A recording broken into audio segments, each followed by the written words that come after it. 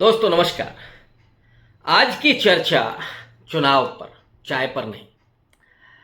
झारखंड और महाराष्ट्र में चुनाव होने हैं, कुछ राज्यों में उपचुनाव भी हैं। प्रचार इस समय जोरों पर है। आज मल्लिकार्जुन खड़गे झारखंड में थे, नरेंद्र मोदी भी पहुंच रहे हैं, योगी आदित्यनाथ भी आज झारखंड में थे और उधर महाराष्ट्र में पूरी बिसात बिछी हुई है। आज झारखंड के संदर्भ में बात करूंगा और बात करूंगा खास करके इस देश के वयोवृद्ध नेताओं में से एक मल्लिकार्जुन खड़गे की। कांग्रेस पार्टी के राष्ट्रीय अध्यक्ष, कर्नाटक से आते हैं, दलित समाज से आते हैं। अपने जीवन में और खास करके शुरुआती जीवन में जिस प्रताड़ना के शिकार वो रहे, परिवार खोया उन्होंने और फिर बिल्कुल निचले स्तर से संघर्ष करते हुए वो कांग्रेस पार्टी के राष्ट्रीय अध्यक्ष तक पहुंचे। उनका स्वास्थ्य और उनकी भाषा, उनकी जवान 83 साल की उम्र में भी नहीं लड़खड़ाती और जब मादा हो उस सत्ता से लड़ने का, जिस सत्ता के खिलाफ लगातार वो सोचते और विचारते रहे हैं, तो फिर 83 साल की उम्र भी पानी मांगने लगती है। मल्लिकार्जुन खड़गे ने आज सीधे तौर पर नरेंद्र मोदी को चुनौती दे डाली और ये कहा कि जो नरेंद्र मोदी कांग्रेस की गारंटियों को लेकर के हमलावर हैं, जो ये कह रहे हैं कि कांग्रेस पार्टी अपने वादे पूरे नहीं कर पाती, जो गारंटी पूरे नहीं कर पाती, मोदी जी सुन लो और आ जाओ कर्नाटक में, बेंगलोर आ जाओ, बैठते हैं, बहस करते हैं और फिर देखते हैं कि किसने कितनी गारंटी पूरी की है। भारतीय जनता पार्टी और नरेंद्र मोदी के वादे पूरे हुए हैं या वादे पूरे हुए हैं कांग्रेस पार्टी के। प्रकरण थोड़ा समझ लीजिए। दरअसल 3-4 दिन पहले मल्लिकार्जुन खड़गे ने बेहद सदाशयता में, ईमानदारी में और सत्यनिष्ठा की वजह से, विश्वास की वजह से, क्योंकि लोकतंत्र लोक विश्वास से चलता है, राजनीति ईमान से चलती है, व्यक्तित्व नैतिकता से चलता है और व्यक्ति आचरण से चलता है। और अगर झूठ बोल करके राजनीति की जाए, आजकल तो झूठ का पर्याय नरेंद्र मोदी हो गए। बीजेपी की पूरी राजनीति झूठ, छद्म, कपट, छल, धोखा इसका पर्याय बन गई है। ऐसे में मल्लिकार्जुन खड़गे ने कांग्रेस पार्टी के अपने नेताओं से और खास करके राज्य की उन तमाम जो सरकारें हैं उनको कहा था कि बजट के अनुसार वादे कीजिए। अगर एक भी वादा पूरा नहीं हुआ तो लोगों का विश्वास हट जाएगा, विश्वास टूटेगा। और दोस्तों, मुझे वो कहानी याद आती है खड़ग सिंह की, बाबा भारती, हार की जीत कहानी, सुदर्शन की बेहद लोकप्रिय और पठनीय कहानी सुनी होगी आपने। बाबा भारती अपना घोड़ा लेकर के जाते थे। डाकू खड़ग सिंह की नजर थी, उसने चाहा कि घोड़ा उसको मिल जाए, लेकिन बाबा भारती देना नहीं चाहते थे। एक दिन बाबा भारती घोड़े से चले जा रहे थे और रास्ते में एक अपाहिज व्यक्ति मिलता है, दीनहीन। उसने बाबा भारती से निवेदन किया कि जरा हमको शहर तक लिए चलिए और डॉक्टर को दिखा दीजिए, इलाज करा दीजिए। बाबा भारती ने उसे उठा करके घोड़े पर बिठाया। थोड़ा ही आगे चला था कि उस अपाहिज ने बाबा भारती के हाथ से लगाम छीन ली और थोड़ा घोड़े को आगे बढ़ाते हुए मुस्कुरा करके बाबा भारती की तरफ देखा। बाबा भारती ने जाते हुए खड़ग सिंह से कहा कि मेरी एक बात सुन लो, किसी से भी इस घटना का जिक्र मत करना। ये मत कहना कि अपाहिज बन करके बैठे थे और तुमने बाबा भारती का घोड़ा छीन लिया, वरना लोग अपाहिजों पर, दीनहीनों पर विश्वास नहीं करेंगे। ये जो कहानी है, और उस कहानी में अंत में क्या होता है आप पढ़ लीजिएगा। लेकिन विश्वास, कि अगर लोकतंत्र से विश्वास टूटता है तो नुकसान किसी व्यक्ति का नहीं होगा, किसी पार्टी का नहीं होगा, लोकतंत्र का होगा, डेमोक्रेसी का होगा, सिर्फ हमारे संविधान का होगा। इसलिए जो भी वादे किए जाएं वो बजट के अनुसार किए जाएं। कांग्रेस पार्टी इन दिनों 5 वादे कर रही है। लोकसभा चुनाव के पहले भी उसने न्याय की बात की थी, उसके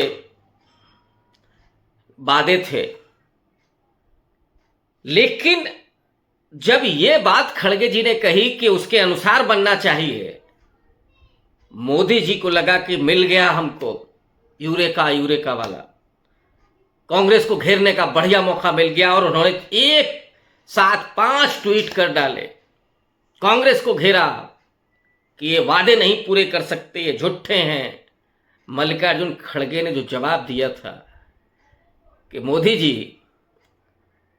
15 लाख का वादा तो आप किए थे, 2 करोड़ रोजगार प्रतिवर्ष देने का वादा किया था, किसानों की आमदनी दोगुनी हो जाएगी ये वादा किया था, काला धन वापस आ जाएगा ये वादा किया था, अच्छे दिन आएंगे ये वादा किया था। कहां गया वो सब? भ्रष्टाचार खत्म हो रहा था, अपराध खत्म हो रहा था, महिलाओं पर बढ़ता हुआ अत्याचार खत्म हो रहा था। लेकिन अब क्या हो रहा है? मोदी जी तिलमिला गए, एक ट्वीट तो डिलीट मार दिया। आज मल्लिकार्जुन खड़गे झारखंड की जमीन पर थे, सिद्धू और कानू की धरती, आदिवासी लड़ाकाओं की धरती। उस धरती पर मल्लिकार्जुन खड़गे ने चुनौती दी कि मोदी जी अगर हिम्मत है तो आ जाइए बेंगलोर और बैठ लेते हैं, बहस कर लेते हैं कि किसने कितने वादे पूरे किए, कौन जुमलेबाज है और कौन सच के रास्ते पर चल रहा है। इसके बाद तो ऑब्वियस है कि दिल्ली के उस चंडू खाने में, सत्ता के गलियारे में सांप सूंघ गया होगा लोगों को। 83 साल के एक वयोवृद्ध नेता की यह चुनौती क्या नरेंद्र मोदी स्वीकारेंगे? इतना ही नहीं, मल्लिकार्जुन खड़गे ने योगी आदित्यनाथ को भी नहीं छोड़ा। और योगी आदित्यनाथ इस समय हिंदुत्व के पोस्टर बोए हैं, एंग्री यंग मैन, और वो हिंदू हृदय सम्राट भगवा चोले में भी हैं। तो वो अपने आप हिंदू धर्म की राजनीति करने के नायक बन जाते हैं। लेकिन क्या भगवा धारण करने वाले की यह भाषा हो सकती है जो योगी आदित्यनाथ की है कि बटेंगे तो कटेंगे? जो डर दिखाना है, और डर किसके लिए है? यह डर मुसलमानों के खिलाफ नहीं है, यह डर ईसाइयों के खिलाफ नहीं है, यह डर यहूदियों के खिलाफ नहीं है, यह डर हिंदुओं के खिलाफ है। दलितों के मन में जहर भरा जा रहा है, डर बिठाया जा रहा है, आदिवासियों के मन में यह खौफ पैदा किया जा रहा है, और डर पैदा किया जा रहा है पिछड़ों के बीच में कि वो भयभीत हो जाएं इस्लामोफोबिया से, तो भूल जाएं कि कास्ट सेंसस हमारे लिए जरूरी है। वो भूल जाएं कि उनके बच्चों की एजुकेशन खत्म कर दी गई, उनके थाली का निवाला उनसे छीन लिया गया, उनके बच्चों के बस्तों से किताबें और कलमें छीन ली गई, उनके हाथों की डिग्रियां जो आनी चाहिए थी वक्त के पहले ही उनकी खत्म कर दी गई। मोदी जी की तरह तो कोई कर नहीं पाएगा, और हर कोई तो प्रधानमंत्री बन नहीं सकता, इतना खुशनसीब तो कोई नहीं है। वो योगी आदित्यनाथ जब ये कहते हैं, उसको आज काउंटर किया खड़गे जी ने। उन्होंने कहा कि कौन बांट रहा है और कौन काट रहा है? अरे बांट भी आप रहे हैं और काट भी आप रहे हैं, ये डर मत दिखाइए। ये जो डर की भाषा है वही बोलता है जो खुद डरा हुआ होता है। और गांधी के शब्दों में कहें कि कायर ही इस तरह के हमले करता है, ये कायरता की निशानी है। सत्ता डगमगाती है तो यहां चिल्लपों शुरू हो जाती है। महाराष्ट्र की सत्ता कहीं चली ना जाए, झारखंड में कहीं फिर से जेएमएम ना आ जाए, इसलिए लोगों को डरा करके रखना। और डर की राजनीति तो कहां तक चली गई थी, कल मैंने जिक्र किया था नरेंद्र मोदी का। मोदी जी तो भाषा की अश्लीलता तक उतर आए। डराते डराते वो मछली, मटन, मंगलसूत्र ये सब करते करते कल तो वो यहां तक पहुंच गए कि वो बेटियां भी छीन लेंगे। ये भी कह रहे थे कि जो विवाह के नाम पर बेटियों को बहकाते हैं, और नरेंद्र मोदी तो उस संघ से आते हैं जिस संघ का ये मानना है कि पत्नियों को तो पति की सेवा करनी चाहिए, और अगर जरा भी वो विद्रोह करें तो पतियों को निकाल करके बाहर कर देने चाहिए। पत्नियां सिर्फ दासी बन करके रह सकती हैं, नहीं तो कोई जगह नहीं उनकी घर में। जिस हिंदू कोड बिल के जरिए डॉक्टर अंबेडकर और नेहरू ने स्त्रियों को, हिंदू स्त्रियों को, और खास करके नॉन मुस्लिम स्त्रियों को, नॉन क्रिश्चियन स्त्रियों को, इसमें हिंदू है, जैन है, बुद्धिज्म है, सिख हैं, इन समाजों की लड़कियों को, महिलाओं को जो आज़ादी दी हिंदू कोड बिल के जरिए, वो आज़ादी ये छीनना चाहते क्योंकि इनको विश्वविद्यालयों में प्रोफेसर्स और स्टूडेंट्स लड़कियां नहीं चाहिए, इनको आईएएस बनती हुई लड़कियां नहीं चाहिए, इन्हें वो कारपोरेट में और एमबीए करके बड़ी बड़ी कंपनियों के मालिक और मैनेजमेंट संभालने वाली लड़कियां नहीं चाहिए, खेल के मैदान में लड़कियां नहीं चाहिए। इनको लड़कियां कौन सी चाहिए? वो मणिपुर में महिलाओं के साथ कुछ भी गुजरती हो, एक शिकन तक नहीं आती। तो वो डरा रहे थे उन लड़कियों को ताकि वो दहलीज के भीतर सिमट जाएं, वो अपने मन से कभी प्रेम भी ना कर सकें, विवाह भी ना कर सकें। ये डर किसके लिए? किन लड़कियों पर आप सवाल खड़े कर रहे हैं? जो पितृसत्ता है, जिस पितृसत्ता ने स्त्री के उसके पूरे वजूद को और खास करके उसकी यौनिकता को जो घेरेबंदी की, वो घेरेबंदी का डर, वो घेरेबंदी में लाने और उन्हें प्रेम के नाम पर डर दिखाने का काम नरेंद्र मोदी कर रहे हैं। तो वहां तक चले जाना, उस मैं कहूंगा कि उस अश्लीलता की हद तक चले जाना, निर्लज्जता की हद तक चले जाना, ये भारतीय जनता पार्टी के नेताओं का संघी कल्चर है, उनका वो चरित्र है। लेकिन मल्लिकार्जुन खड़गे जैसा दलित नेता, जो एक सबसे पुरानी पार्टी का राष्ट्रीय अध्यक्ष है और जिसके सिपाही सालार राहुल गांधी जैसे नेता हैं, वो राहुल गांधी जो भारत जोड़ो यात्रा से लेकर के अब तक उस डर की पूरी राजनीति को खत्म कर देना चाहता है, नफरत के बाजार में मोहब्बत की दुकान खोलने की सरेआम मुनादी करने वाले राहुल गांधी लगातार जिस तरह से लोगों के बीच में सम्मान की बात कर रहे हैं, काम के सम्मान की, गरिमा की बात कर रहे हैं, व्यक्तित्व के सम्मान की बात कर रहे हैं, महिलाओं के प्रति स्पेशली सम्मान। और कल मैंने कहा था उस वीडियो में कि अंबेडकर और नेहरू के बाद मुझे वो पहला शख्स दिख रहा है जो सार्वजनिक तौर पर महिलाओं के प्रति सम्मान दर्ज करते हुए दिखाई पड़ रहा है। आमतौर पर जो हमारे नेता और हुए हैं, मैं किसी पर सवाल नहीं खड़े कर रहा, लेकिन उन्होंने कभी सार्वजनिक रूप से ये सम्मान का प्रदर्शन नहीं किया जो राहुल गांधी कर रहे हैं, इसलिए मैं उनको जोड़ता हूं। तो ऐसा सिपाही सालार उस कांग्रेस पार्टी का, और मल्लिकार्जुन खड़गे उस पार्टी के राष्ट्रीय अध्यक्ष, जो चुनौती है खड़गे जी की, डंके की चोट पर कि नफरत की राजनीति नहीं चलने देंगे। और ये कहा जाना चाहिए कि लोगों से पूछा जाना चाहिए कि आप नफरत की राजनीति पसंद करेंगे, विभाजन की राजनीति पसंद करेंगे, या फिर अपने बच्चों के स्वास्थ्य और शिक्षा की राजनीति पसंद करेंगे।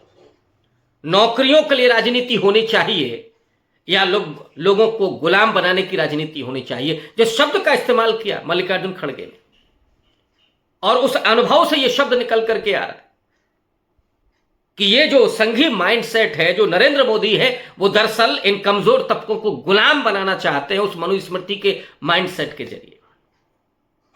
संविधान को बदलना चाहते हैं, संविधान को खत्म करना चाहते हैं। ये जो गुलाम बनाने की जो प्रवृत्ति है, वो प्रवृत्ति बर्दाश्त नहीं होगी। मल्लिकार्जुन खड़गे ने इसका भी पूरा मैसेज दे दिया। और झारखंड में जहां आदिवासी हैं जिनको वो वनवासी कहते हैं, जंगली कहते हैं, और वो चाहते हैं कि ये जो आदिवासी हैं, जो आज मुख्यमंत्री बन करके बैठे हुए हैं, जो आज डीएम कलेक्टर बन के बैठे हुए हैं, इंजीनियर हैं, डॉक्टर हैं, वो जंगल में हों और वहीं पर अपना जीवन गुजारें। वहां तक शिक्षा की रोशनी नहीं पहुंचे, वो अब राजनीति में और सत्ता में भागीदारी नहीं मांगे, वो पावर शेयर न करें। अब एक प्रतीकात्मक रूप से राष्ट्रपति महोदया को चुना गया है, आदिवासी समाज से आती हैं, लेकिन उनके साथ अपमान कितना कि न तो उन्हें नए पार्लियामेंट के उद्घाटन में बुलाया गया और न ही राम मंदिर के उद्घाटन में। क्यों नहीं बुलाया गया, यह सवाल पूछा जा रहा है और इसका जवाब भी लोग दे रहे हैं कि कहीं ऐसा तो नहीं है कि वो महिला है इसलिए, या वो आदिवासी हैं इसलिए। दलितों के साथ क्या, और जो छाती पीट करके ओबीसी होने का दम भरते थे, राम मंदिर के उद्घाटन में कोई ओबीसी नहीं दिखा। मोदी जी के कैबिनेट में तो हैं 2-4 मुखड़े, लेकिन नीति नियंताओं में कितने ओबीसी हैं? विश्वविद्यालय के कितने कुलपति ओबीसी हैं? सेक्रेटरी स्तर के अधिकारी कितने ओबीसी हैं? और वो ओबीसी जो आज कह रहे हैं कि हमारी जाति और हमारा कुनबा पता होना चाहिए, हमारी संख्या पता होनी चाहिए, हमारी कहां कमजोरी है ये पता होना चाहिए, इसको राहुल गांधी कहते हैं एक्सरे होना चाहिए। लेकिन ये 56 इंच की छाती वाला ओबीसी प्रधानमंत्री जाति जनगणना कराने के लिए तैयार नहीं है।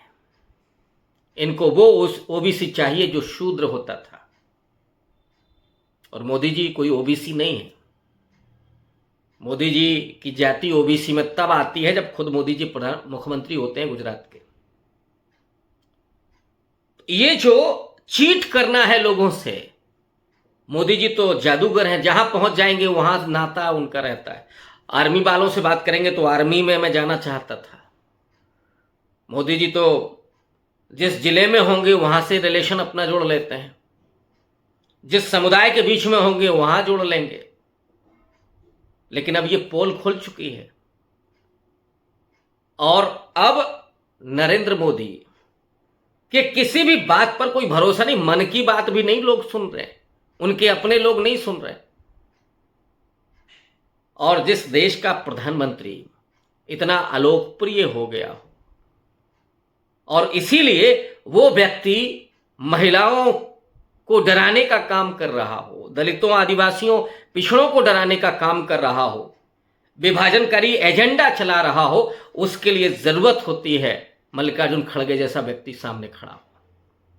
ये स्याह अंधेरा तो है, निराशा का दौर तो है, लेकिन सब जानते हैं कि रात ढलती है तो रात खत्म भी होती है, उजाला भी होगा, सवेरा भी आएगा। याद रखिएगा। बहुत शुक्रिया, धन्यवाद।